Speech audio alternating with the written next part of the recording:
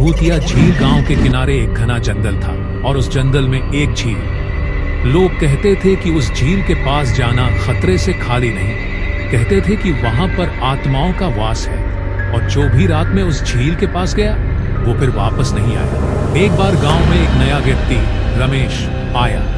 उसने गांव वालों से भूतिया झील के बारे में सुना। उसे ऐसी बातों पर विश्वास नहीं था और उसने खुद वहां जाने की ठानी। गांव वालों ने उसे खूब समझाया कि वहां मत जाओ, पर उसने किसी की बात नहीं मानी।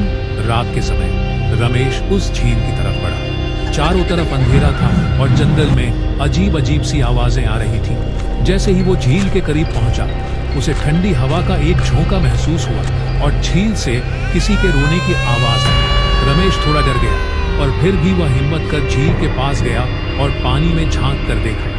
अचानक से झील में हलचल हुई और एक साया पानी से बाहर निकल आया। वो साया एक औरत का था जिसने सफेद कपड़े पहने थे और उसके बाल खुले हुए थे। रमेश को ऐसा लगा जैसे उसकी रूह कांप उठी हो।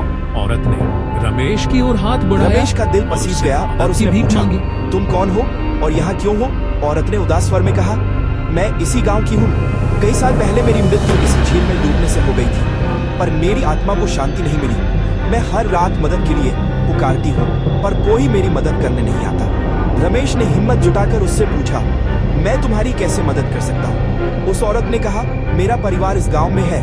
अगर तुम जाकर उन्हें बता दो कि मैं उन्हें बहुत याद करती हूँ, तो शायद मुझे शांति मिल जाए। अगले दिन रमेश ने गांव में जाकर उस औरत के परिवार को ढूंढा और पूरी घटना बताई। परिवार ने झील के पास जाकर उसके लिए प्रार्थना की और अंत में उसकी आत्मा को शांति मिली। उस दिन के बाद से भूतिया झील की कहानी तो रह गई, पर वहां से आत्माओं की आवाजें आना बंद हो गई। अब गांव के लोग उस झील को